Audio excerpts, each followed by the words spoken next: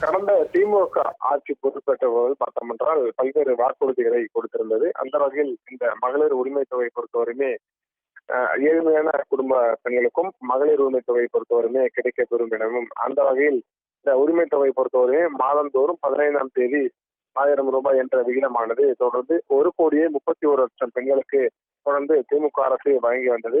அந்த அடிப்படையில் தொடர்ந்து வழங்கப்பட்டு வந்த நிலையில் இந்த அரசு, அதாவது புதிய அரசு பொறுப்பேற்றிருக்கக்கூடிய நிலையில் இந்த புதிய அரசுமே இந்த திட்டத்தினை செயல்படுத்த வேண்டும் என நேற்று சட்டப்பேரவையில் தெரிவித்திருந்தனர். அந்த அடிப்படையில் தான் தற்பொழுது பார்த்தோம் என்றால் ஒரு தகவலும் வெளியாகியிருக்கிறது.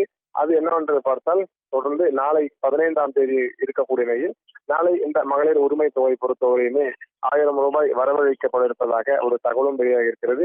அந்த வகையில் இன்று கல்லூரி மாணவர்களுக்கு மாதந்தோறும் வழங்கப்படும் 1000 ரூபாய், அதாவது திமுக வாக்குறுதிகளாக கொடுக்கப்பட்ட நான் முதல்வன் திட்டத்தின் மூலம் தொடர்ந்து கல்லூரி மாணவர்களுக்கு 1000 ரூபாய் வழங்கப்படும் என தெரிவிக்கப்பட்டிருந்தது. அந்த 1000 ரூபாய் இன்று வரவழைக்கப்பட்ட நிலையில் நாளை மகளிர் உரிமை தொகை பொறுத்தவரையுமே 1000 ரூபாய் வரவு வைக்கப்பட இருப்பதாக ஒரு தகவலும் வெளியிடப்படுகிறது. அந்த வகையில் தமிழ்நாடு முழுவதும் இருக்கக்கூடிய தகுதி பெற்ற 1,31,00,000 பெண்களுக்கு மாதந்தோறும் 15ஆம் தேதி 1000 ரூபாய் திமுக அரசு வழங்கி வந்ததையொட்டி அந்த திட்டத்தினை செயல்படுத்த வேண்டும் என நேற்று சட்டப்பேரவையில் எதிர்க்கட்சித் தலைவர் உதயநிதி ஸ்டாலின் பேசியிருந்தார்.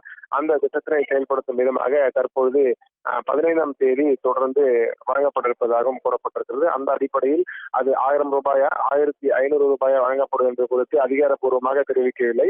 ஏனென்றால் திமுக அரசு கொடுத்த வாக்குறுதி பொறுத்தவரையுமே 1000 ரூபாய். ஆனால் இது தமிழக வெற்றிக் கழகம் பொறுத்தவரை 2500 ரூபாய் நாங்கள் அதனை உயர்த்தி வழங்குவோம் என தெரிவித்திருந்தனர். அந்த அடிப்படையில் அவர்கள் 1000 ரூபாய் வழங்குகிறார்களா இல்லை 2500 ரூபாய் வழங்குகிறார்கள் என்று ஒரு கேள்விக்குறி.